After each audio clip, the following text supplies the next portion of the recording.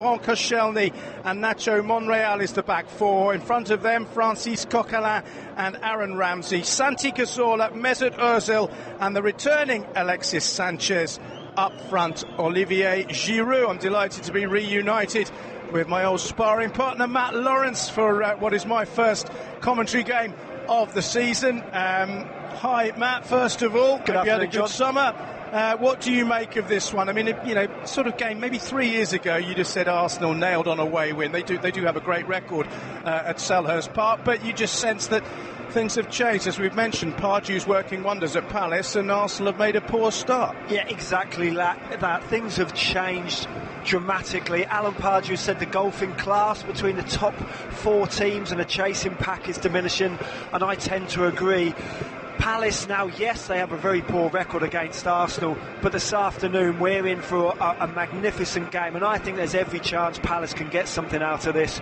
It's a good time to be playing Arsenal as well. Yes, they lost last week to West Ham, but it's not only that, it's Petr Cech in the defence. They just haven't had time to build up a relationship, and for Arsenal, for Palace rather, if they're going to beat Arsenal, today is the day to do it, I feel. Well, I think you might be right. Well, we'll look at more detail at today's game a bit later on in our preview sequence, but let's just take a little bit of time to look back at what we've already witnessed this weekend. Started on Friday night, of course, with Aston Villa 0, Manchester United 1. Louis van Gaal's men maintaining their 100% start to the season, albeit in not particularly eye-catching fashion. Everton with a terrific win at Southampton. 2 goals for Romelu Lukaku. The only dark spot really was their awful olive green strip. Tottenham Hotspur threw away a 2-0 lead at White Hart Lane, ending up 2-2 with Stoke City. They yet to win this season. Pochettino's men, Sunderland in all kinds of trouble, losing by 3-1 at home to Norwich. 7 conceded already and bottom of the table. Swansea are beginning to look like potential dark horses. 2-0 winners against Newcastle. West Ham couldn't follow last weekend's heroics with another win, beaten by Leicester City, who are the shock leaders of the Premier League after 2 games, and Watford and West Bromwich Albion playing out a goalless draw at Vicarage Road. Let's, before we look ahead to tomorrow's matches, have a look back at an action-packed Friday and Saturday, brought to you by Barclays Premier League Live and Talk Sport. Lukaku to Coleman on the run, he's picked out Barkley onto his right foot and scores and wins the game for Everton. Albrighton trying to shape it into a chance to shoot, pulls it back to Mahrez, 2-0, thumped into the back of the net by Riyad Mahrez. Redmond into the feet, who has lovely 1-2, 3-0 Norwich. Nathan Redmond has his second goal of the season, and the boos ring around the Stadium of Light again. Montero past Mbemba into Ayew! Andre Ayew doubles Swansea's lead against the 10 men of Newcastle. It's a beautiful pass. Januzaj, tight angle, back onto his right foot, goes and scores! And Adnan Januzaj, his first start since February, and he's made the difference. Into the penalty area, looks for Jude, it may well have gone straight in. Stoke City back on level terms from 2-0 down. It's 2-2 at White Hart Lane. That was just a taste of what we enjoyed on Friday and Saturday here. Plenty to come still today. Palace Arsenal first up, this one followed by a real mouth-watering prospect. Manchester City against champions Chelsea. And don't forget, on Monday, Liverpool play host to Premier League newcomers Bournemouth. Well, let's have a little think about what happened yesterday, specifically Stoke City with a big comeback against Tottenham Hotspur at White Hart Lane, 2-2 after their opening defeat by Liverpool. Mark Hughes, the Stoke manager, says the Potters were the better team against Spurs. Disappointed, I have to say, in going behind 2-0 in the game. We didn't really get among Spurs players in the first half. I thought they had too much time, too much space, and they found it quite easy to have plenty of rotation, and we found it difficult to really get a foothold in the game. But second half, we changed our attitude to it. We were a lot closer to them, didn't allow them to get in the rhythm of their passing, and really in the second half, as I said, by far the better team, had more chances, and in the end could have, on chances created, probably could have won it, but we'll take the draw. Well, Hugh's happy enough, but many Tottenham fans certainly weren't. There was widespread criticism of Mauricio Pochettino after the game, particularly Spurs' lack of potency up front. I think Harry Kane was substituted. They played the last half hour virtually without a recognised striker. Yeah, and that changed the game completely. Kane had to come off the pitch. He was absolutely shattered. Obviously, he's had a tough summer as well. He's not fully fit. Pochettino said that. Soldado's gone to Villarreal. Adebayor's obviously leaving as well. They have just signed Ng, but yeah, without that potency up front and without a backup to Harry Kane yesterday, that cost them dearly. Yeah, Clinton Ng has signed a 5-year deal from Lyon. Whether that will be enough to appease the Tottenham fans remains to be seen. Possibly not the marquee signing that they would have wanted. Let's pay tribute, though, to Leicester City and their manager, Claudio Ranieri. There were a few eyebrows raised when his appointment was announced with the Foxes, but 2 wins out of 2 has put them top of the pile, albeit early days, and Ranieri himself is not getting carried away yet by the Foxes' great start to the season. Another victory is important for us. I want to see the player after the good start of the season. We won at home, and then I wanted to see my player fight away. We make a very good first half, play very, very good. Second half, we go too deep, but slowly we'll change our mentality if it's possible. We suffer a little more, but we less 1 chances only, and then it's good. Your 2 goals came in a 10-minute spell in the first half and when you were on top of the game. But as you say, in the second half it was more evenly matched. Yes, the second half was normal. West Ham wanted to draw the match and push a lot. We closed all the space, but they were very, very good to find the last solution to score their goal. But after that, also, we have a very good chance. You've now won 2 games out of 2. Is it as easy as you remember the Premier League, or is it you're still having to fight for everything? No, I'd like to fight every match. For us, it's important to maintain the Premier League. Now we have 6 points. Now it's important to achieve others, to arrive very early. 40 points is important to maintain the Premier League. Well, congratulations to Claudio Ranieri. What a return to the Premier League for him. And they're not just winning games, but they're winning them in style at Leicester City. And in Mahrez, player who got a couple of goals last weekend and another one yesterday. They look to have a player who could become one of the big stars of the Premier League this season. Yeah, I was fortunate enough to watch the highlights of that game, and Mahrez was nothing short of phenomenal. He gave Aaron Creswell a really tough time at left back. Creswell is a very, very good defender and had a wonderful season. Last season was player of the season for West Ham as well, and for Mahrez to turn him inside out on a number of occasions, and then to top it all off with a wonderful finish as well for the Leicester second goal. I think they're on the up, Leicester. They really are. I don't see them fighting the relegation battle this season. Well, they're 19 places above Sunderland. Dick Advocaat had a chat with his wife in the summer about whether he wanted to continue as a Premier League manager. Remember, he was going to leave Sunderland, and then he decided he was going to stay on. I think he probably is feeling that he made the wrong decision because they were beaten again yesterday, Sunderland by Norwich at home. It was a shocking performance. And Advocaat, despite it all, is not getting dispirited about that poor start with 7 goals conceded. A lot of questions. And you can lose and lose. But the way we lose, that's frightening. And again, we said that we discussed it last week already. If you see them training, they give everything. And many players are playing at the top. But that is not enough. The first part was reasonable without being really dangerous. But there are a lot of questions also for myself. I mean, I am responsible for that, and I have some ideas, but I will talk and they can talk, and then they can say what they want, and maybe I find something. And if I don't find it, then we have a real problem.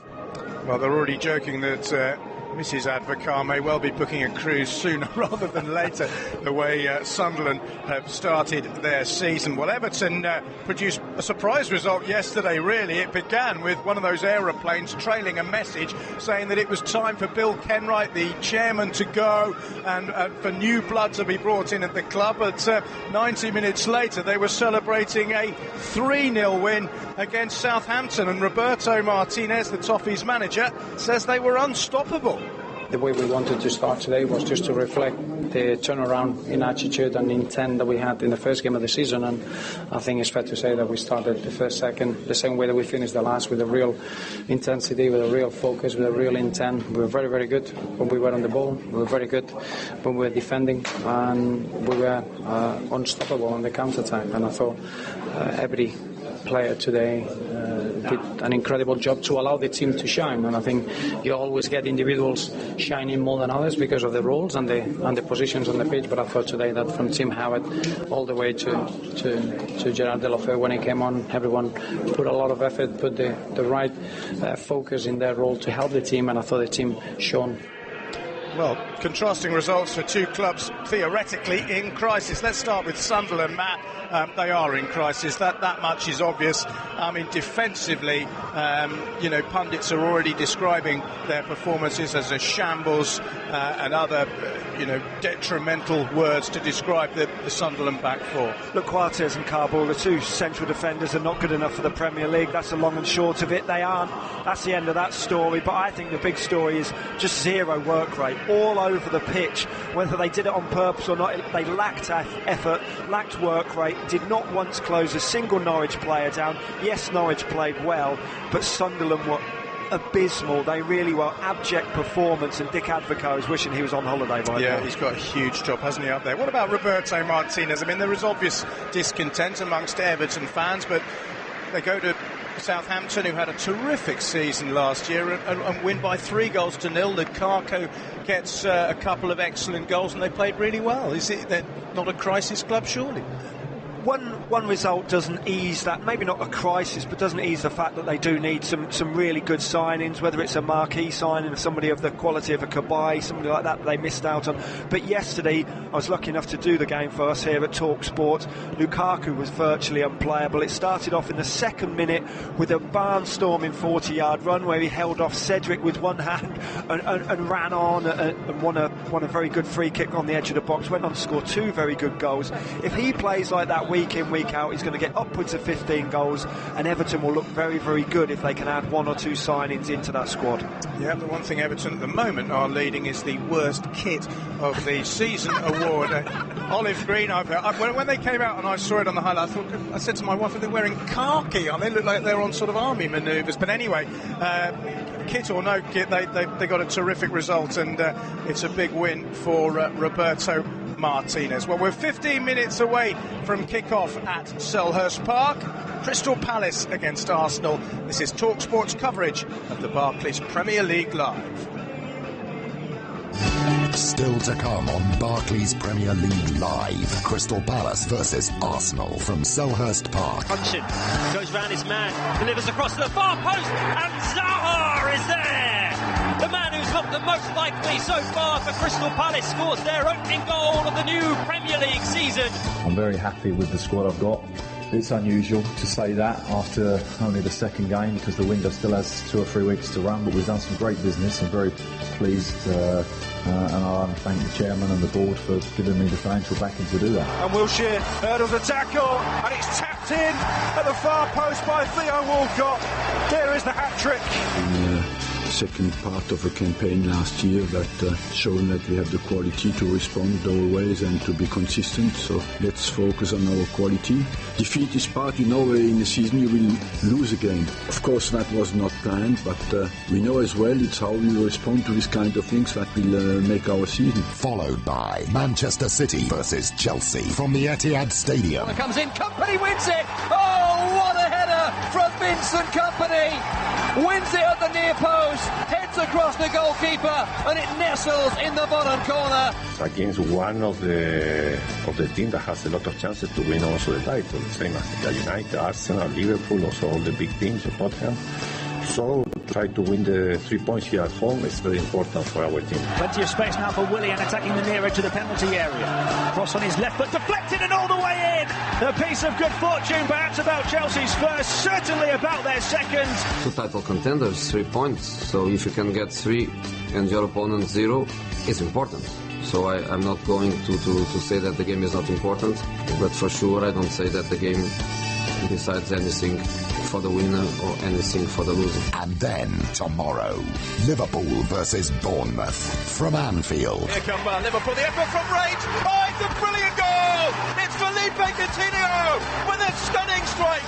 A match that needed a moment of magic to settle it has just got it. Coutinho with a screamer into the top corner. The supporters of this club, but the minimum they want to see is that effort and commitment, and they've seen that with the team, and I think they'll be proud of the team tonight. So it was a great victory for us, and now we can look forward now to the Bournemouth game. Now here come Bournemouth. Can they get a goal? Gosling! He has got a goal for them, but is it too late? I think you can go two ways when you go to Anfield. And certainly from our perspective, it's got to bring out the best in our players, and we've got to rise to the occasion. And hopefully, you know, this one game in isolation won't have a huge bearing on our season. But in terms of our belief systems and our mentality, I think it could have a huge bearing on our season. That's all still to come on Barclays Premier League Live from Talk Sport. 10 minutes to kick off at Selhurst, where Arsenal have a fantastic record in recent years, but there are a lot of Palace fans around this stadium who are believing that today might be the day that they can end that dreadful record. Let's hear from Alan Pardew, who, as we've mentioned, has completely transformed this club. He's a hugely popular figure, an ex-player who scored a winner in a cup semi-final for them back in 1990. Now in charge and doing extremely well. But he's fearful that he may experience a backlash from Arsenal after their opening weekend loss to West Ham. Manager has enough experience to use that negative from last weekend to be a positive this weekend. It was a great performance. I was at the game from West Ham, so they deserve to win, and Arsenal will be looking to rectify that. But we need to play our game, and I thought generally our performance at Norwich was below our best. We were still very good, though, at times, and that's what we can do. We're very good at moments in the game, and some of them moments can put us in the driving seat. We want more control this year of the game, and that will be something that will be interesting for our fans and for the media to look upon, whether we can wrestle control from Arsenal at times.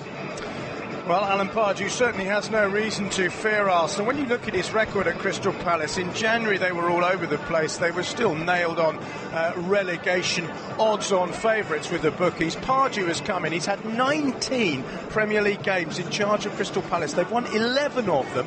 If you extrapolated that into an entire season at the same level of point gathering, they would have finished 6th. And Steve Coppell, who, as you know, Matt, is a legend at Selhurst Park as a manager, only managed 16 Premier League wins in his entire career as a manager there. Alan Pardew has already got 11 in 19 games. It's been an absolutely astonishing turnaround, hasn't it? Yeah, the transformation has been absolutely marvellous. Let's not forget, 8 months ago, Boxing Day 2014, Crystal Palace lost 3-1 at home to Southampton. They were basically booed off the pitch. Fans were chanting at Neil Warnock, who was manager at the time, that he didn't know what he was doing.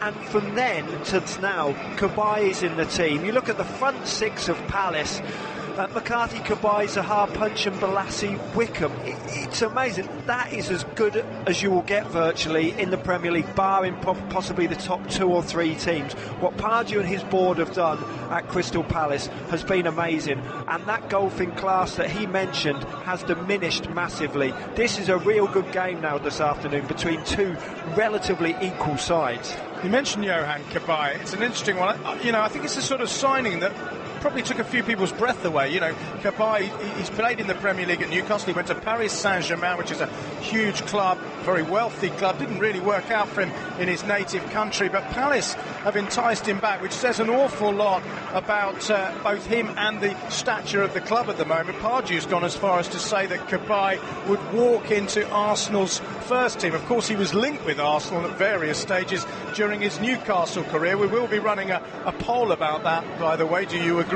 that Yohan Cabaye is a potential starter for Arsenal? Do you agree?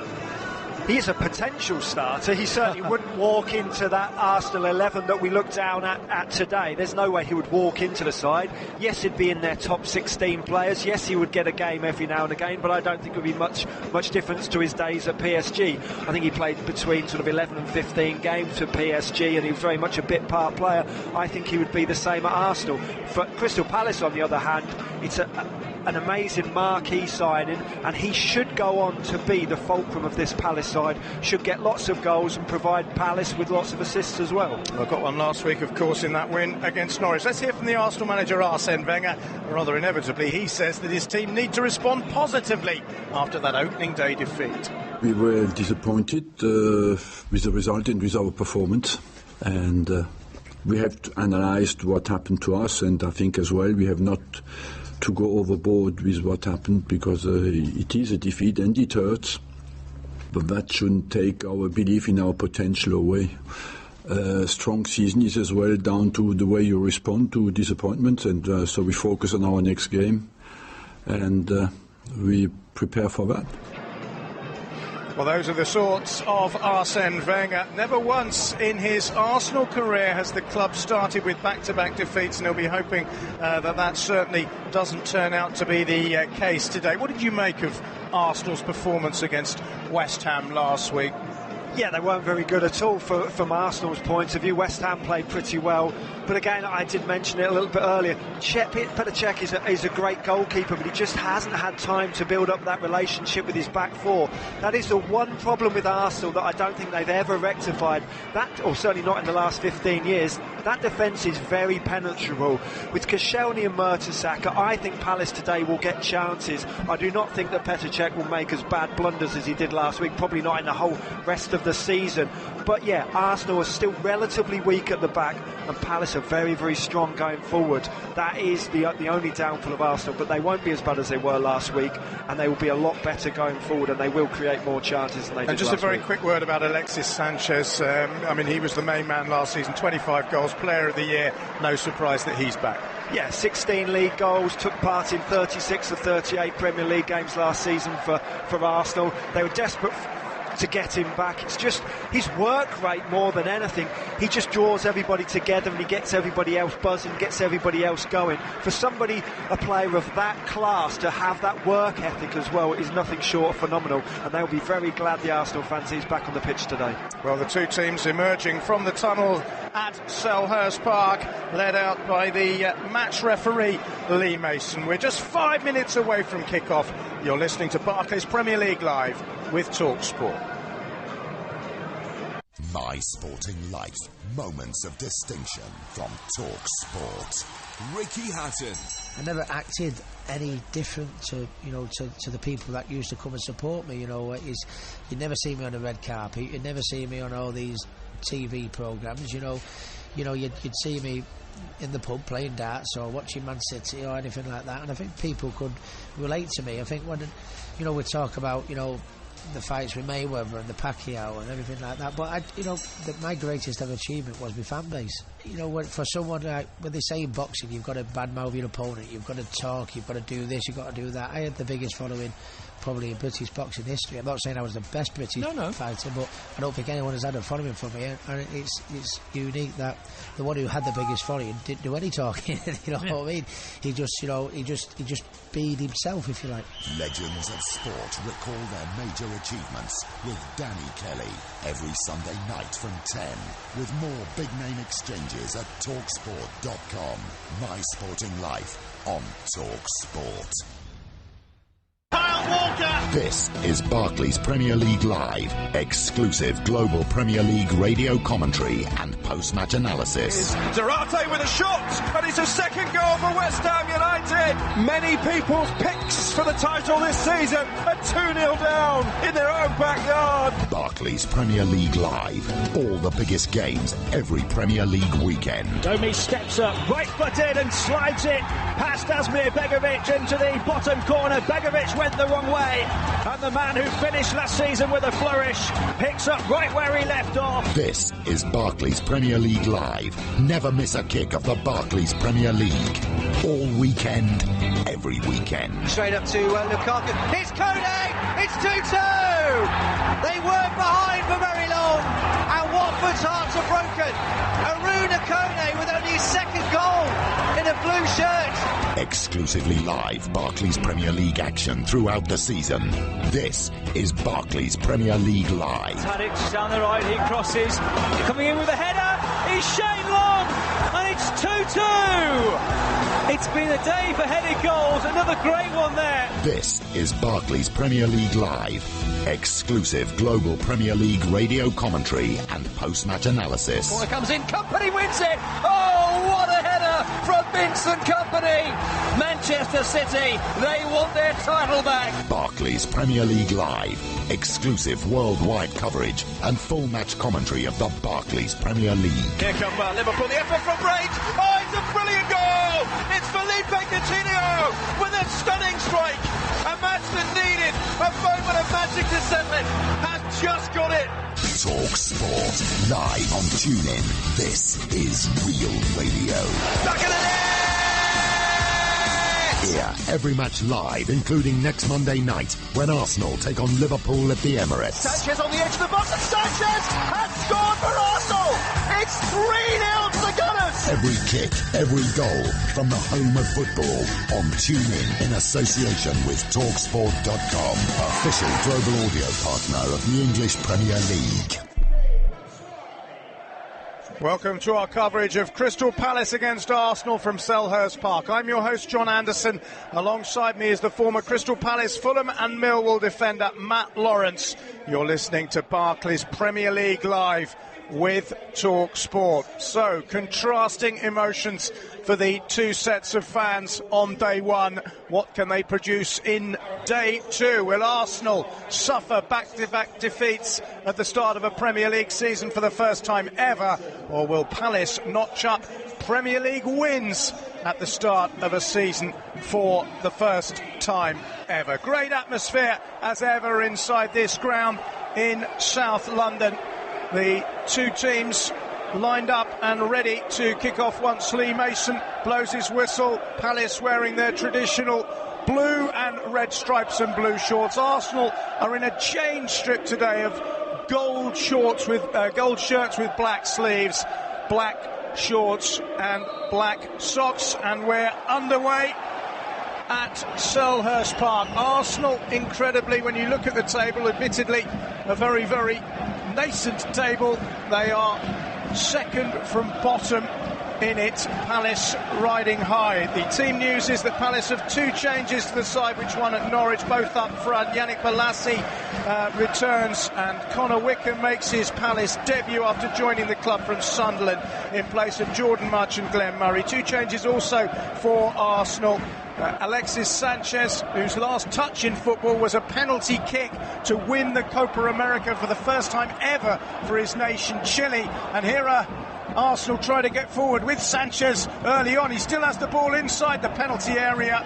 He's going to present all kinds of problems for Crystal Palace, you would imagine. He's back in the side in place of Alex Oxlade-Chamberlain. The other change sees Hector Bellerin replacing Mathieu Debuchy at right full-back. Petr Cech, as we've mentioned, has kept his place despite those blunders against West Ham a week ago. Sanchez already, Matt, showing that although he's been involved in a long and successful campaign internationally, he's up for this, but it's a an end-to-end game as Joel Ward flashes a low cross into the Arsenal box, which forces Laurent Koscielny to take evasive action into corner to Palace. Yeah, that's a poor clearance from Koscielny. Could only turn it behind for corner, but I tell you what, Alan Pardew will be livid. From their own kick-off, Crystal Palace gave the ball away straight away. It took them a full minute to get the ball back. They gave Arsenal a little bit of confidence early on, which Arsenal really don't need. Luckily, Palace have gone up the other end now and won themselves the first corner of the game. He's taken by Jason Puncheon, who was sent off on the game that they lost 2-1 against Arsenal last season. Early on, here he is again with a subsequent cross after his corner was blocked. That cross is blocked as well, and Joel Ward knocks the ball back to Alex McCarthy, who's winning his 150th senior appearance today. The 25-year-old signed from Reading, didn't get too many opportunities last season, with Julian Speroni, of course, ever present. He's injured, and McCarthy is preferred to Wayne Hennessy. Nacho Monreal involved in a tussle with Wilfried Zaha as Palace attack down the right-hand side, and Monreal's won the tussle. He goes behind for a goal kick. Yeah, I'm actually quite surprised that Alan Pardew has shown faith in Alex McCarthy. Wayne Hennessy was obviously understudy last season to Julian Speroni all season, performed very well when Julian was injured last year, but McCarthy's come straight in, signed this summer, and come straight into the team. Played last week, obviously, in a winning side, and he's kept his place this week. Good faith shown in him by Alan Pardew. Yeah, I must admit I like McCarthy. He's a Guildford boy. That's my hometown, 30 miles southwest of London. Well worth a visit if you're in the area. Here at Arsenal in South London, looking to get forward as Coquelin finds Santi Cazorla with that spiky peak on the hairstyle of the Spaniard. Yannick Bolasie pushes the ball forward for Palace, clipped down the line by Pape Souaré, and it's just gone beyond Connor Wickham, who's making his first appearance for Crystal Palace as a starter. Was a substitute last season, substitute last weekend, I should say, against Norwich in that 3-1 win. Koscielny finds Cazorla as Arsenal look to build up inside their own half. Per Mertesacker, a goal scorer in the FA Cup final back in May when Arsenal retained the trophy with a comfortable win against Villa. Here's Monreal, the Spanish left back. Centre midfield is Sanchez finding Cazorla.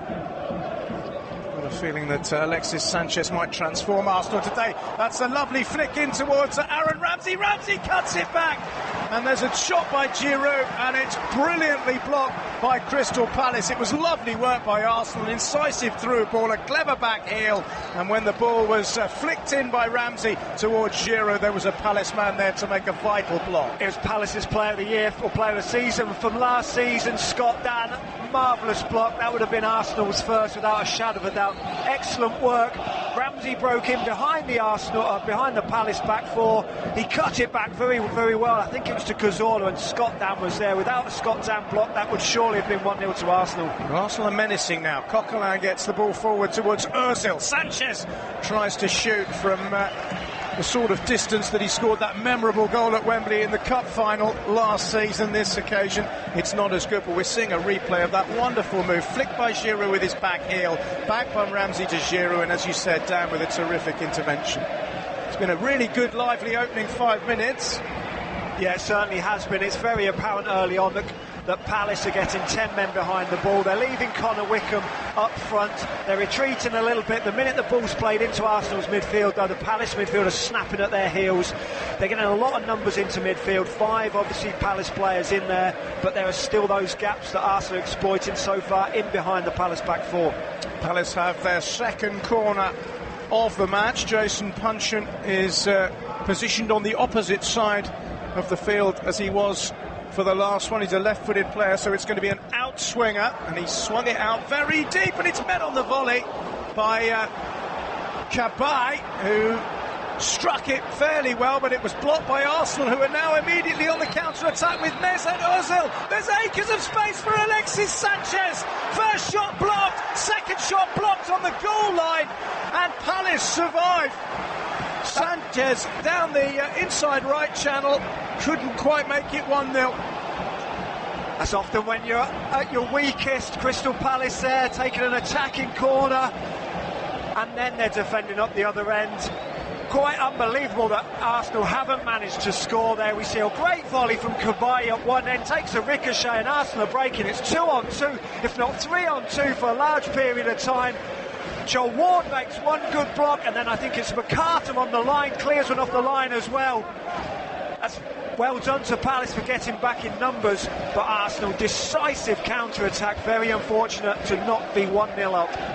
Yeah, it was great defending by McCarthy, who got himself behind his goalkeeper, who was beaten, and then with the instep of his right foot made a terrific block on the line to prevent Alexis Sanchez picking up from where he left off last season. 25 goals. I think one thing that sums up Sanchez for me was Chile have never won the Copa America in their history. It's on home soil, it goes to penalties.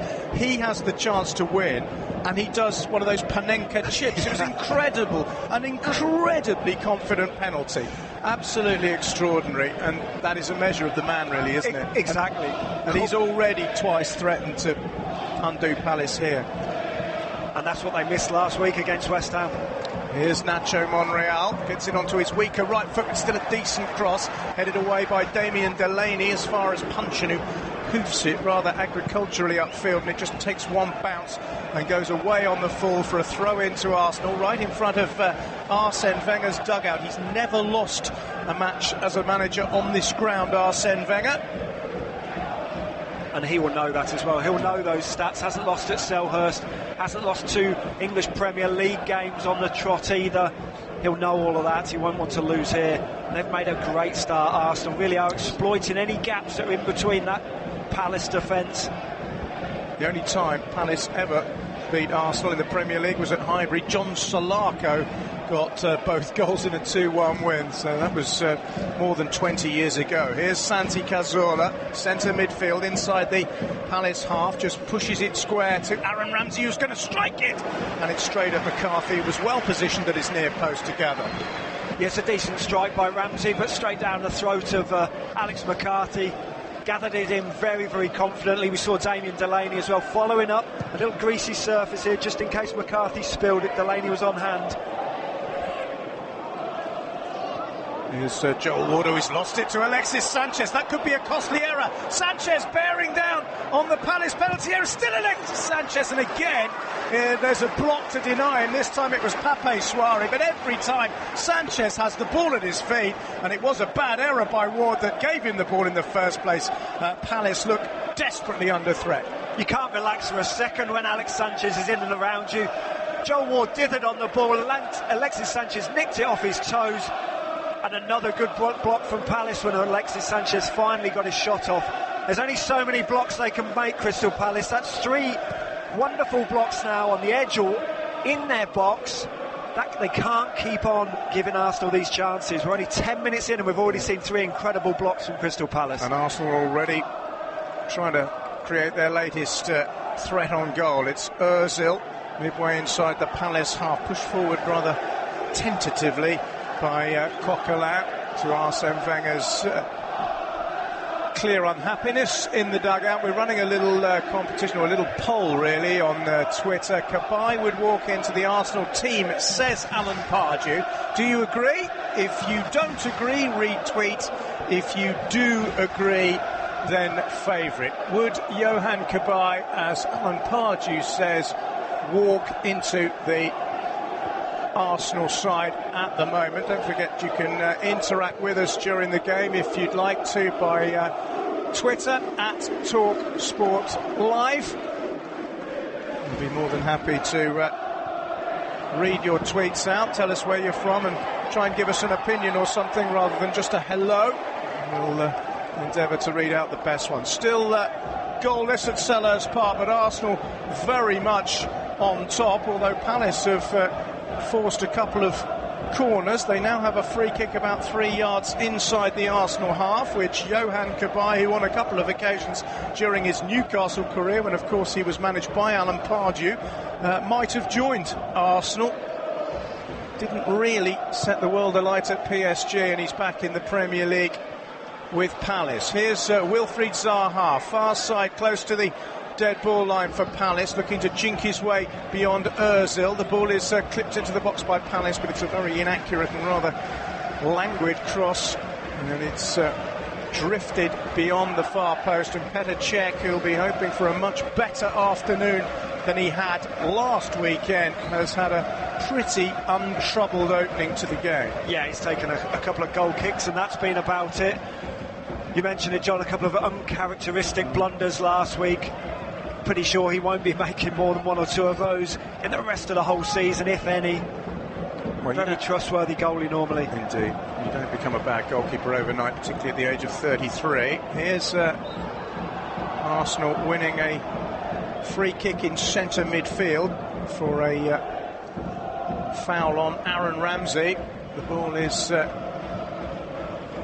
out midway inside the Palace half. Cabaye just clipping the Welsh international's heels. Ramsey winning the FA Cup with Arsenal for the second season running last season, having of course scored the winner in that thriller against Hull City the year before. It was oh so easy for Arsenal against Aston Villa last season. Giroud, who got the fourth goal in that cup final, is around the centre circle along with the big men Koscielny and Mertesacker. It'll be Santi Cazorla with his right foot to chip the ball into the Palace box.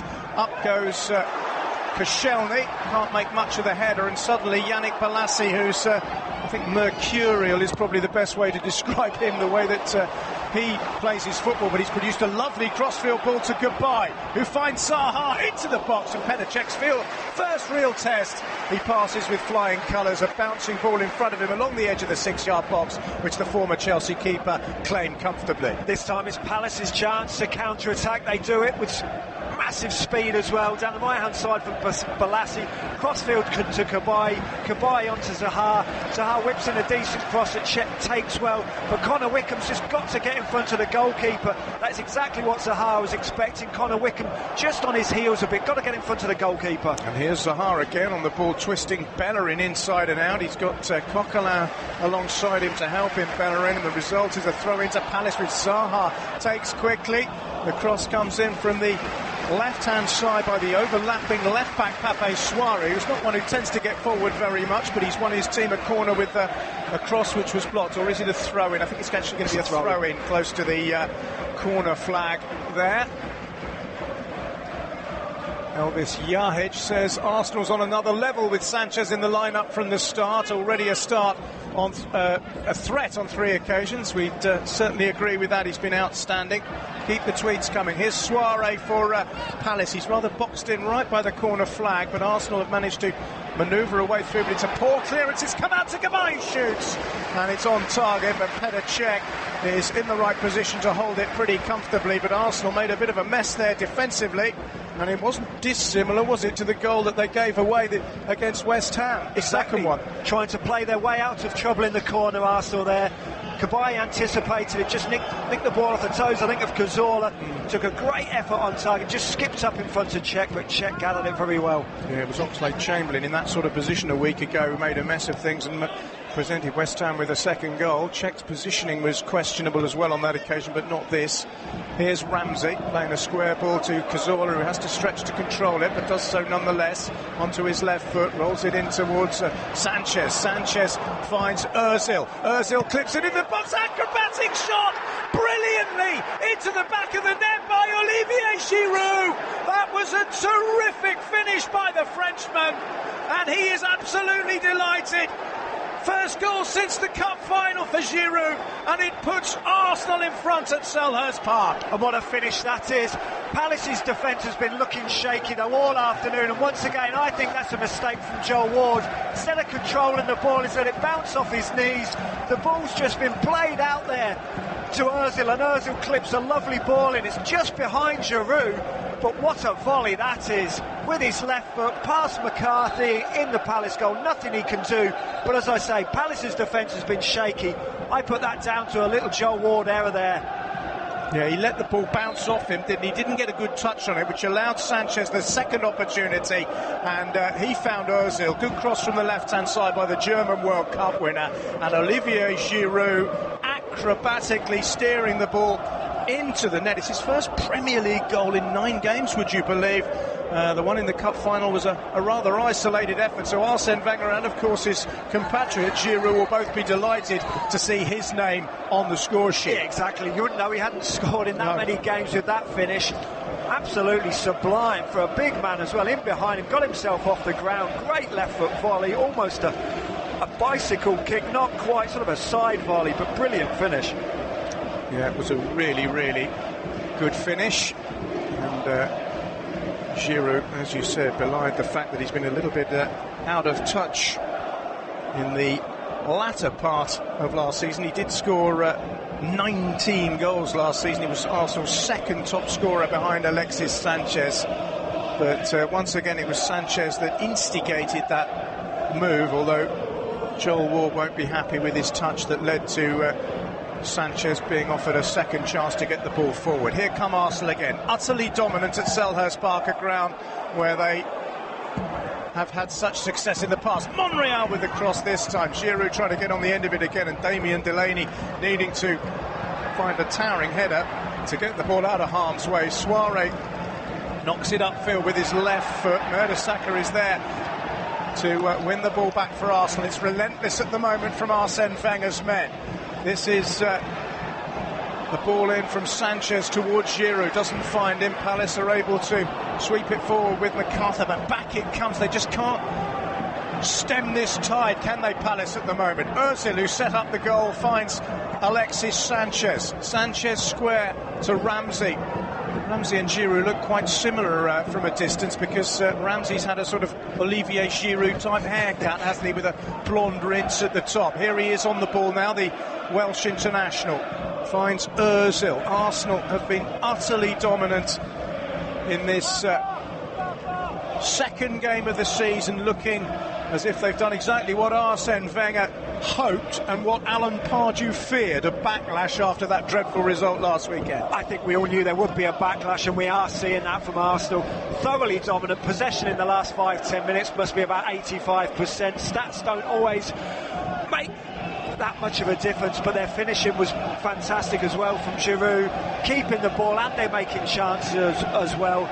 We said that Alan Pardew said the golfing class between the top 4 and the rest was diminishing. Well, you wouldn't know that from today. There looks a massive golfing class right now. It does, absolutely. Here come Arsenal again. That's a lovely touch from initially Ozil, back to Giroud. Giroud couldn't return the compliment though, and Palace, who've tried to get forward, particularly with Zaha down this left-hand side, are doing just that at the moment. It was tackled by Bellerin. The question is, who did it come off? Is it a corner? Is it a free kick? I think it might be a corner to Crystal Palace. They've had 3 corners in the game, made much of them, although the last one was cleverly taken, wasn't it, outside the box, and Cabaye hit it on the volley, but that was the springboard for an Arsenal counter. So Cabaye himself is going to go across to the left-hand side as Palace attack to take this corner kick, trailing by a goal to nil, and deservedly so on the balance of play. They've been absolutely second best, Palace. Scott Dan has gone up. Damien Delaney, who scored last weekend, has also gone up. Cabaye swings the ball in. It's a towering header away by Coquelin, then by Ozil. Ward hoists it high over towards the left-hand side, and a rather heavy touch from Palace allows Per Mertesacker to get the ball out of defence. The game has been stopped, I think, for an injury somewhere in the Arsenal penalty area. Lee Mason is signalling that play will have to be brought back. Well, Alan Pardew's pacing his technical area, looking a little concerned, wearing a white shirt and a black tie. It's not been a very, very comfortable opening 20 minutes for him by any means. Palace, for all their promise and for all their outstanding play since the beginning of the year under his stewardship, I think he said they didn't play particularly well against Norwich. They played a lot better against Norwich than they have done against Arsenal so far. Yeah, they've been totally under the cosh for the 15-20 minutes of the game so far. They're really struggling to get out of their half for large periods of time. As I say, it's just how poor they're looking at the back as well, which is going to be worrying for Palace. They're coming forward here though with MacArthur. Decent ball out wide to Wickham, of whom we haven't seen a great deal yet. Finds Balassi over on the right-hand side, looking to get beyond Monreal. Does that, gets the cross in. It's a very deep one. It's a really good header by Bellerin, but it's dropped for Jason Puncheon. Puncheon changes passes with Soirée and finds Zaha. Zaha into the box, away by Mertesacker. And Arsenal, who, as we've seen already today, have been absolutely lightning on the break. And I think the problem for the Palace defence is that Arsenal are in the kind of mood where if you do make an individual error, as we've seen a couple of times, they can be very, very costly. Even what you might call relatively minor errors in non-threatening positions, but Arsenal will exploit them. Exactly. For the goal they scored, Joel Ward, it was just a poor touch, wasn't it? Bounced off his shins 5 yards in front of him, and they scored from it. Here's Balassi. He's gone flying over under a challenge from Monreal, but I think it's the Palace flyer who's going to be penalised. He missed the start of he missed being a starter in the Norwich game. Came on as a substitute, Balassi, with a slight niggle in from the start today. An unpredictable player, but one I think most of us really enjoy watching because of the sheer drama of what he can bring. Exactly, it's great to watch him play, and it must be a nightmare to defend against him. He doesn't always know where the ball's going, let alone the defender. Exactly. Arsenal inside the Palace half, as they have been for most of the first half. Santi Cazorla alongside Coquelin anchoring today, with Ramsey pushed a little bit further forward. Here's Sanchez finding Monreal, who dinks it out to Ozil. Ozil tries to find Giroud, who gets a touch, but it's a poor one, and Pape Soirée will bring it away for Palace on the far side. Mistake by Zaha. They're back under pressure again. Palace. Sanchez with the shot, just clawed away by McCarthy. And there were two Arsenal players ready to pounce on that parry by the keeper, but fortunately there was a Palace player, I think it was Dan, in the right position just to scoop the way. It was Ward, in fact, and Arsenal were very close there to making it 2-0. Here's Ozil. Yeah, Palace do not need to give Arsenal any help. Zaha that time, you cannot give the ball away 10 yards out from the edge of your own box. Header away by Joel Ward, but it's still inside the Palace half, and Arsenal have got the bit between their teeth. It's Santi Cazorla exchanging passes with Sanchez, who gets it back from Monreal. Good tackle, though, by Cabaye. And here's Balassi. Cabaye again, right-hand side, inside the Palace half, just plays a square ball to Puncheon. Palace fans just begin to notch up the volume a little bit as their team begin to attack. Coquelin is penalised for a foul on Puncheon, and Crystal Palace will have a free kick just inside the Arsenal half, short of 25 minutes played in South London. Arsenal leading by 1-0, scored superbly by Olivier Giroud. It's a goal that was beautifully set up and wonderfully well taken, and it is a thoroughly deserved lead that Arsenal have, but Palace may have an opportunity here to have a little bit of a say about that. Damien Delaney is going to launch the free kick forward, taking a while to sort out what he's going to do. He's claiming, I think, that Giroud isn't back a full 10 yards. Lee Mason agrees, so Giroud retreats. Here's the chip ball in by Delaney. Mertesacker makes his presence felt. It's scraped away by Bellerin, and Arsenal again look to try and turn defence into attack, but the chip ball over the top by Ramsey is a little too ambitious. Ozil couldn't get there, and McCarthy rather hurried his challenge, didn't he? He had a bit more time than he thought, and he scooped it straight away into the crowd on the far side. Yeah, he didn't want to take any chances. Look, the Palace defence haven't been playing too well. They've been making too many individual errors. But fair play to McCarthy in the end, just took charge and just smashes it into the stand. Can't have any more ricks at the back, Crystal Palace. And do you know what? Arsenal are playing Palace at their own game as well. Counter-attacking at speed. Arsenal at their most dangerous when Palace are up the other end attacking. The minute Arsenal win the ball back, counter-attacking it with lightning speed. And it really is working. Palace struggled all last season at home, lost 10 games at home last season, and you can see why. Yeah, their home form isn't great. Only one win in their last 4 at Selhurst Park. That was the last game of last season against Swansea. Overall, though, they've won their last 3 either side of the summer break. Beat Liverpool prior to that Swansea victory, and of course were victorious at Norwich a week ago. Their game is very much suited to counter-attacking Crystal Palace. That's why they struggle at home when they're expected to make the play. Sanchez to Ramsey. Now Ozil for Arsenal. He's spotted Monreal in a bit of space down the left-hand side. He clips the ball in. Chance for a second.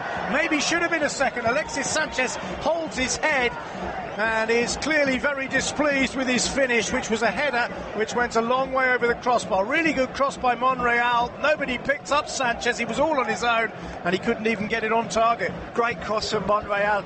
Sanchez just totally mistimes his jump. He goes up far too early. As he's coming down, the ball gets towards him and it just hits the top of his head and flies over the crossbar. It's perhaps not his great strength, is it, heading? And you just fancy if that had been Giroud, it would have been 2-0, wouldn't it? But Sanchez was visibly appalled by his own effort there, wasn't he? But you wouldn't begrudge Arsenal a 2-0 lead. They've played so well. Here come Palace, though, looking to counter-attack, as you mentioned, that they can do. And here's a player who certainly can do that, Wilfried Zaha, but it's a poor ball forward. It's bounced back to Puncheon, though. And Puncheon's just skipped past his man. Into the box it goes. Balassi with the chest down. It's laid off for Ward. Oh, he's found the net. Palace have equalised. Joel Ward with a rare goal, but he struck it really sweetly with his right foot from the edge of the box. And Arsenal, who've been absolutely dominant from the start, find themselves pegged back at 1-1. What an amazing strike from Joel Ward. I put him at fault for the Arsenal opener, but what a finish this is. He cannot strike this any better. Ball clipped in from Puncheon to Balassi. Balassi chests it down to Connor Wickham. Connor Wickham just lays it off. Sorry, it's MacArthur who just lays it off to Joel Ward. 22 yards out. Little daisy cutter, but he strikes it so well. Past Petr Cech, nothing Cech can do about that. Right into the corner of the goal. What a finish that is from Palace's right back. 1-1, now we have a game on. Well, it's the sort of shot that if Alexis Sanchez had struck it at the other end, we'd all be going on about how great it is. But we are going on about how great it was. Joel Ward, who's by no means a goal scorer. It's only his second ever goal for Palace. His previous one came in March against Queen's Park Rangers. He's played 4 previous games against Arsenal and lost the lot. But it almost incredibly, really, and certainly improbably, given the match as it has unfolded, he's put Palace level. It's pretty much it's their only effort really on target. I think the goalkeeper Cech held one low drive, didn't he, prior to that? But he absolutely connected. It was a dream connection, wasn't it? And do you know what he did very, very well? He didn't try to really hit the leather off it, did he? Just struck through the ball, kept his knee over the ball, kept the ball down as well, zipped off this wet surface here at Palace, because the pitch has been watered prior to the game. Nothing Cech could do. Great finish. Wonderful technique from Joel Ward. Didn't get more than a centimetre off the ground, did it? It was a wonderful strike, and the Palace fans waving their flags to our left-hand side in the Holmesdale Road end are enjoying every minute of this. I think they'll admit over their half-time cup of tea, if the score stays that way, that they're a little bit lucky to be level, but the quality of the strike was such that there wasn't a lot Petr Cech could do about that one, was there? No, they don't deserve to be equal whatsoever, Crystal Palace, but that's football, isn't it? If you don't take your chances up the other end and you're only 1-0 up, there's every chance that a bit of magic could spark the opposition back into the life, and Joel Ward did exactly that for Crystal Palace. 25-year-old former Portsmouth player. He's been very, very much a first choice for Palace in the last couple of seasons, but any goal he gets is a bonus, really. But to get one against Arsenal will be special for him, and it was a really, really crisp strike. Here is Ward on the ball now, playing a more conventional role, pushing it forward to Connor Wickham. Wickham's played a lovely swirling ball out to the left-hand side. It's picked out by Papa Soare. Soare trying to get round Bellerin, finds Puncheon. Now Balassi, typical Balassi fashion. Look as if he'd lost the ball, got tangled between his legs, and then somehow provided a pass to an opponent. But the ball in the end was cleared by Arsenal, and it's just gone out of play, I think, on the far side of the field. Pardew's wandering up and down his technical area with his thumbs up at the moment, and well he might. Here's Puncheon for Palace. Will that goal rejuvenate them? Will Arsenal suffer some more of the jitters that they did against West Ham when they conceded? Here's Ozil, but he's lost it. Suarez played a really good ball down the line towards Balassi. Balassi, great cross now. The Palace fans are screaming penalty. They feel that Wilfried Zaha, who was around the penalty spot area, was pushed over there. Lee Mason didn't bat an eyelid, really. He's just asked the play to continue, and Arsenal are counter-attacking with boos from the Palace fans. I'd like to see that one again, because it was a lovely cross from the left by Balassi, who was put through by Suarez. Zaha was in a good position, and there was a defender very close to him, and he went to ground. But at the moment, focus is on the other end, with Sanchez playing a lovely reverse pass to Cazorla, and Giroud this time can't find the net, clips it with his left foot, and it goes the wrong side of the post. End to end once more. We have to see that again. We are just watching this on our monitor. Oh no, absolutely nothing in it. Zaha was behind Monreal. He stumbled and fell into Monreal. It was a foul the other way, if anything. Zaha did not complain either. I think he's now apologising to Monreal. He just tripped over and fell into the back of Monreal. Nothing in that whatsoever. Spot on. Never a penalty in a million years. It just goes to show football fans that almost the whole of the Palace, they were up incensed, and yet, you know, it was just a player falling to ground and no more. And Lee Mason, the referee's kept a pretty tight rein on things and done well so far, has made a good decision there. Yeah, good decision. The linesman was right there in line as well, and as I say, fair play to Zaha. He wasn't complaining, he wasn't moaning, he basically just tripped over his own feet. Nothing in that whatsoever.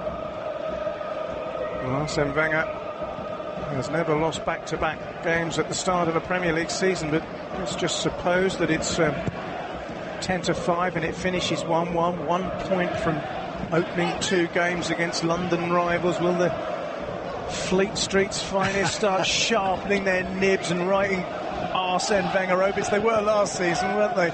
Didn't take them long, 5 games. Yeah, 1 point out of 6, and yes, they would be sharpening their keyboards, so to speak. Alan Pardew's just flicked the ball neatly back into play after it went out in his technical area, rolling back the years. Here's Santi Cazorla for Arsenal on halfway, forced to go backwards by the attentions of Punchin, but provides a decent square ball to Laurent Koscielny, wearing bright lime green boots that you could see in a floodlight failure. The subsequent effort by Koscielny to get the ball forward is thwarted, and in the end he goes all the way back to Petr Cech, who was criticised last week, but such was the quality of Joel Ward's strike for Palace this week that he can't possibly be blamed for that goal. The game's just eased off a little bit now as well, hasn't it? Both teams taking a little bit of a breather. Palace very happy to be back in the game, and I think Arsenal shocked at the fact that it's 1-1 when they've been so dominant for 90% of the game. And Kojo from Ghana says, I love Balassi, he brings more than football to the field. Yeah, he certainly he brings unpredictability, doesn't he? But I agree, I love players like that who can do something wildly unexpected. It's always great to see. So 1-1 at Selhurst Park. Arsenal taking the lead through Olivier Giroud, and deservedly so, but Palace equalising through right back Joel Ward with only his second goal for the club, but a mighty fine one at that. Here's Santi Cazorla coming forward for Arsenal, looking to get back in front. It wasn't a very good ball by Cazorla, but there's a mix-up in the Palace box. They haven't cleared it. This is Ramsey still inside the area. Cazorla shoots right-footed and scoops it quite a long way over the crossbar from the edge of the box. That's really strange there from Palace's defence, because Cazorla is allowed to just run and run and run. He runs to within 20 yards of the goal before anyone closed him down. They're just lucky when the ball eventually comes back to Cazorla that he hits it way over the bar. Palace's defence are all over the place at the moment. Say, too many gaps in between them. They're dropping deeper and deeper and deeper. They're not giving Alex McCarthy in the Palace goal enough protection. It's very unlike their defence. It's almost like they're so worried about the skill of the likes of Sanchez, Ozil, Cazorla, just not getting tight enough. Here's Mertesacker, just dribbles it across to Bellerin, who's back in the starting lineup today. He was injured last weekend, and Debuchy took over. Palace have one possession back. Here's Zaha, who swapped flanks just for the time being with Balassi, and is operating down the right-hand side into the box, clips the cross in dangerously, well dealt with though by Koscielny, and then Cazorla calmly out of play to Coquelin. This is Alexis Sanchez accelerating forward and playing a lovely ball out wide to Mesut Ozil, who's in a bit of space down the left-hand side. Measures his cross. Oh, that's a clever back heel by Aaron Ramsey. It breaks to Sanchez, who fires, and it's blocked in the box. And Arsenal have another opportunity to get themselves back in front, first through Ramsey, then through Sanchez, and neither comes to fruition. We've said it previously, Arsenal at their most dangerous when Palace are attacking. Joel Ward goes on an overlapping run, Arsenal win the ball back, the space that Joel Ward's vacated is completely open, a wonderful pass from Sanchez into that area as the ball goes in, I think from Giroud to Ramsey. Ramsey flicks it goalward. What a great save by McCarthy, earns his money there, strong left hand and bats it away. Once he'd done that though, it rolled to Sanchez, who I think from Alan Pardew's point of view would not be very happy about the amount of space and the lack of closing down that the Chilean experienced, although by his standards it was a pretty poor finish. Here's Zaha at the other end for Crystal Palace. It's been a terrific watch this game. It's a good cross, it's palmed away by Cech, it's come out to Puncheon, and now Cabaye fires it back in. Another chance for Palace. MacArthur, diagonal ball to Zaha. Zaha into the box, just clipped away by Monreal and eventually cleared by Coquelin up to halfway. But here come Palace again with Scott Dan finding MacArthur. He's had a good game. He made a brilliant goal line clearance and he's been positive going forward when he's had the chance. Suarez far side finds Jason Puncheon. Puncheon's ball through is cleared. And it's back with Damien Delaney, who got a rare goal last weekend against Norwich City. This is MacArthur. This is perhaps what Palace need to do a little bit more, just keep the ball, just try and take the sting out of Arsenal. They've made an awful lot of mistakes in this first half. They'll be delighted to get to half-time with the scores level, if indeed that is the case. They just have to be so careful, Palace, when they're attacking and not attack with so many numbers. Leave some numbers back to deal with the Arsenal counter-attack. It seems every time that Palace attack, they lose the ball and Arsenal get up the other end and have a chance. Very much, you have an attack, we have an attack. Palace can't play like that. Here's Bellerin for Arsenal, right-hand side, plays a low cross in, it's flicked away by Suarez, come back out to Hector Bellerin, who finds Alexis Sanchez inside the Palace half. Decent ball in towards Cazorla. Cazorla tries to dance his way around three defenders in the box. He got past two of them but not the third. But Arsenal have it again with Ozil, who finds Monreal with a clever back heel. Monreal's been fouled by Zaha. It was a rather extravagant dive. I don't mean that as an illegal dive, but the way he dived to the ground. But the referee has decided there was contact between Zaha and Monreal. Yeah, well, there's certainly some contact. Not too sure there's a free kick or not. Monreal certainly bought that one. But yeah, Palace just aren't clear in their lines. At times you have to be agricultural. At times just hoof the ball away. Zaha didn't do it there. Lost out, and then he was defending 2 against 1.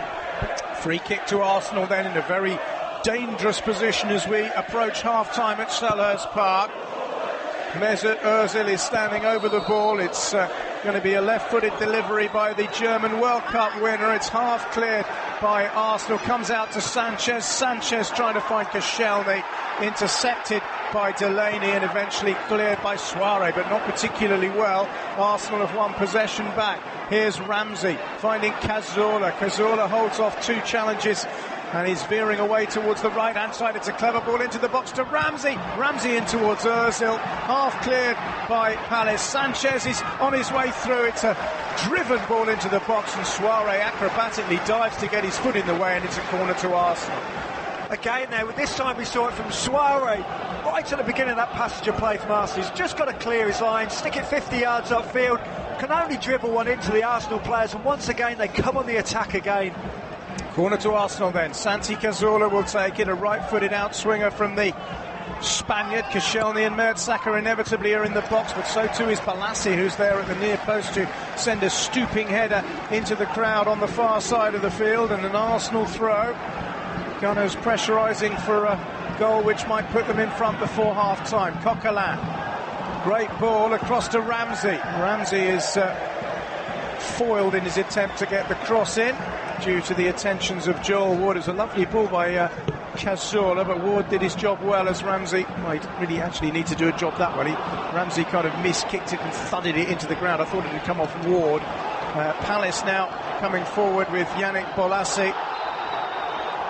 Yannick Bolasie is one of those players as a commentator who could be wearing a strip with no name, no number or anything, and you'd know it was him just by the way he moves. It's completely unique, isn't it? I was just about to say that. It's the way he runs as well, isn't it? The way he runs with the ball. And that's a definite foul there from Coquelin we see on Bolasie. It's a definite yellow card as well. First yellow card of the game. First of the game for the Frenchman. It's hard to believe that a year ago Coquelin was on loan at Charlton Athletic and not doing a great deal to make any headlines, but Wenger's brought him back and he's been unbelievable for them. Here's Puncheon with the ball in. It's a decent one. It's a attempted back header by Scott Dan, and it's gone behind. Not sure who got the last touch. I think he was just offside. I think that's what Lee Mason's signalling there. You're right, absolutely. Here comes Bellerin for Arsenal, steaming towards halfway and finding Ramsey. Bellerin's continued his run. He's tackled though by Soiré. And Arsenal have a throw in 10 yards inside the Palace half. It's gone back into the Gunners' half of the field now, all the way back to Per Mertesacker, now retired from international football, having won the biggest prize of all in Brazil just over a year ago. It's a loose one by Cazorla. Palace intercept. Zaha tries to play it into midfield. Monreal is there to hook it up for Arsenal. Ward gets above Ozil and finds Zaha, but Arsenal have nicked possession back. Cazorla finds Ramsey inside the centre circle. Aaron Ramsey clips it to Sanchez. It's a lovely cushion ball infield by him to Ozil. Ozil's got Sanchez outside him. He's come infield instead to Ramsey. Ramsey back to Mesut Ozil. Finally it does find its way to Alexis Sanchez, who'll look to manoeuvre his way past Joel Ward. Attempted 1-2 between he and Ozil, doesn't come off, and Palace are able to clear upfield towards Wickham. Puncheon trying to get it forward. It's a misplaced pass and it'll go all the way through to Petr Cech, who's made one straightforward save. No chance with the Ward equaliser. Arsenal still looking to nudge their way back in front before half-time. Here's Alexis Sanchez. He's run into traffic on the edge of the box though, and Ward gets the ball clear for Palace. Arsenal trying to keep the pressure on. That's a clever infield header by Sanchez to Ozil. Ozil low to Giroud, back heel towards Ramsey. Ramsey just about keeps his feet. Cazorla has got a man out wide if he wants him, but he's come infield instead to Ozil. Ozil finds Monreal. Monreal edge of the box in towards Ramsey. Good move by Arsenal, but it comes to an end with Yannick Bolasie's intervention on the edge of the box. But still they come. It's Francis Coquelin with a ball across field towards Hector Bellerin, another player whose emergence last season was impressive. It's a low cross into the box, but Alex McCarthy was easily able at his near post to pounce on that one. Yeah, took control there of Alex McCarthy, called off his defenders and gathered that into his chest. Can only be a minute left of normal time here. Palace will want to get in at 1-1, that's for sure. Yeah, Wenger looks pensive, I think is the word. He hasn't been terribly animated today. We haven't seen him jumping around in his box, but he must be shaking his head, wondering how on earth. I mean, if we look at the possession stats, I'm not entirely sure what they are, but what I am sure is that Arsenal will be heavily in their favour, I'm sure, and on chances created as well. They're miles ahead, but it's all totally irrelevant when the score's 1-1. Here's Cazorla, now Ozil. Sort of better game certainly than he did last week when he was marked out of it by a 16-year-old. Here's Ozil again, tries to play a 1-2 with Giroud. Are Arsenal guilty perhaps of too many touches, trying to over-elaborate on the edge of the box, certainly in the last 3 or 4 minutes? Certainly, I think that as of late in the game they have been taking too many touches, trying to walk the ball into the net, whereas in the first 20-25 minutes of the game they were so much more decisive, so much more incisive, getting the ball, just playing lots more forward balls in between the Palace defence, out wide, getting crossed into the box. Now they're just a lot more tippy-tappy football around the edge of the box. It's a lot easier to defend against. It's too slow play from Arsenal as well. It makes it a lot easier for Palace to get bodies behind the ball and then get narrow in defence as well, and make it much harder to get broken down. Lots of tweets coming in.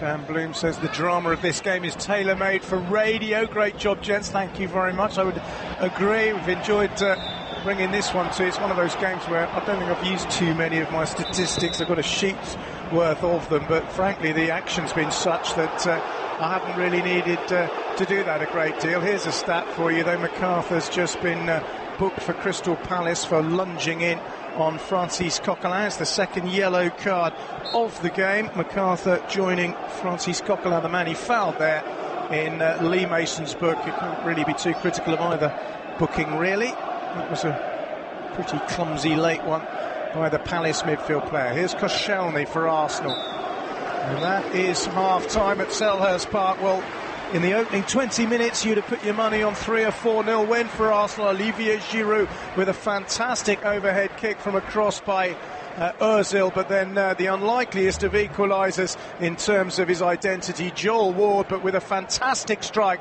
beyond Petr. Wenger struts off the pitch holding his jacket, looking less than delighted. It's been a really entertaining first half, and at half-time at Selhurst Park, it's Crystal Palace 1, Arsenal 1. This is TalkSport's coverage of the Barclays Premier League Live. Next weekend on Barclays Premier League Live, Manchester United versus Newcastle United from Old Trafford. Now United have possession, they're playing through to Ashley Young, enter the penalty area, plays it to Rooney.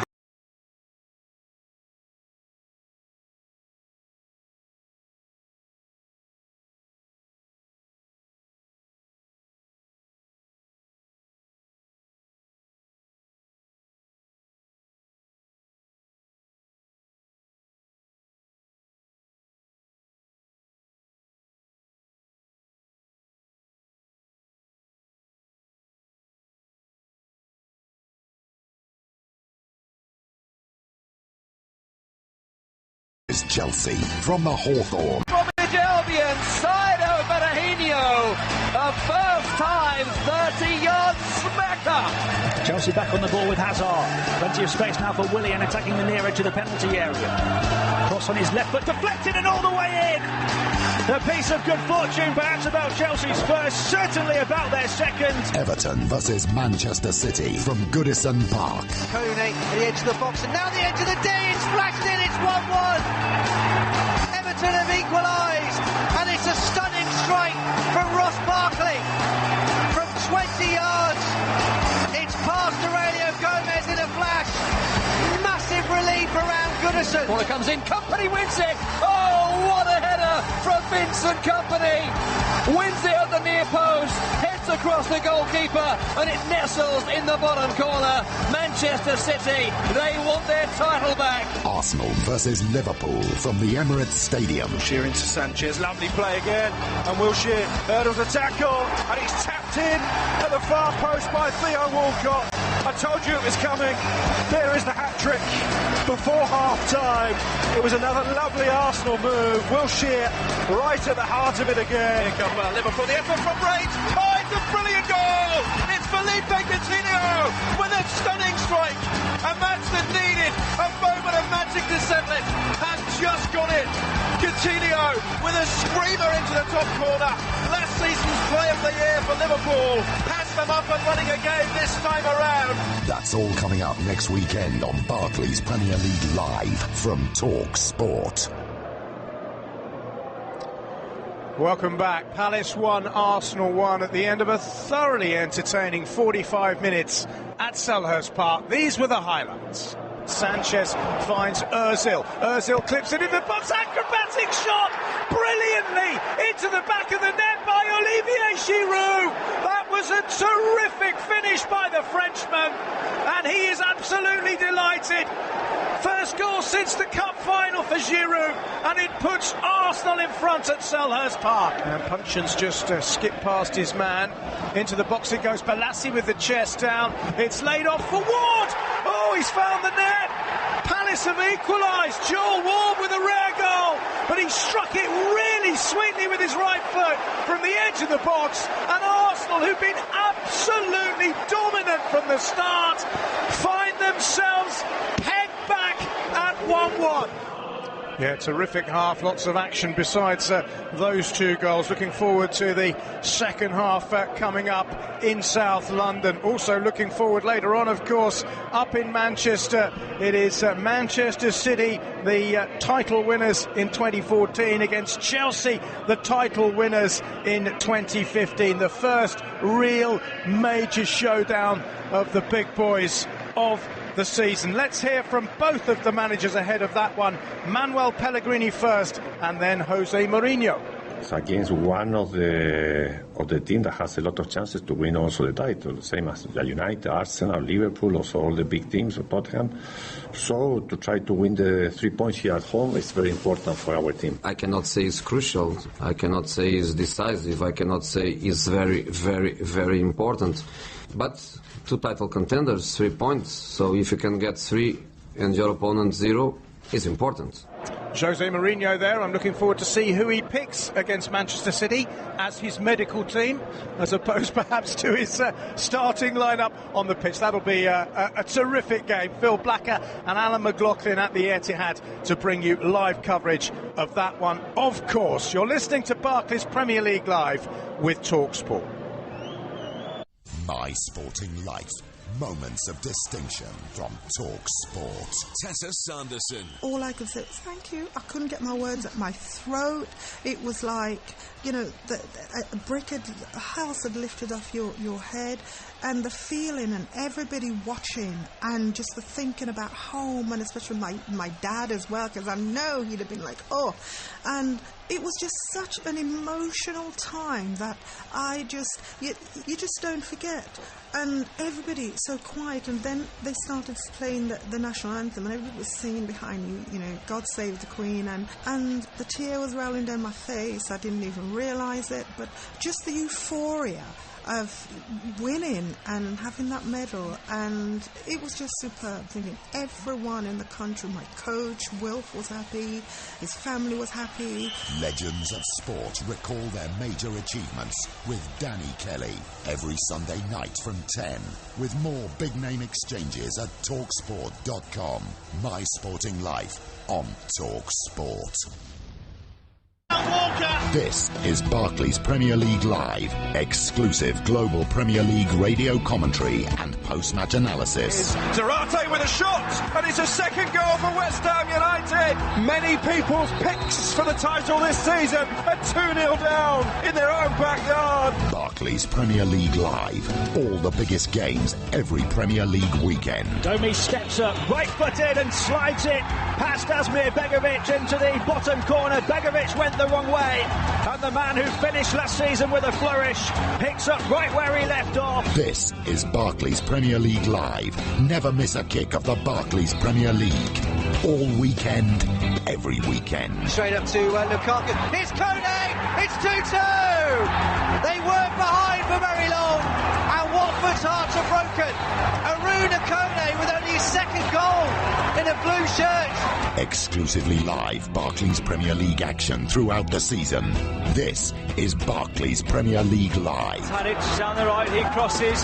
Coming in with a header is Shane Long, and it's 2-2. It's been a day for headed goals, another great one there. This is Barclays Premier League Live, exclusive global Premier League radio commentary and post-match analysis. Ball comes in, Company wins it. Oh!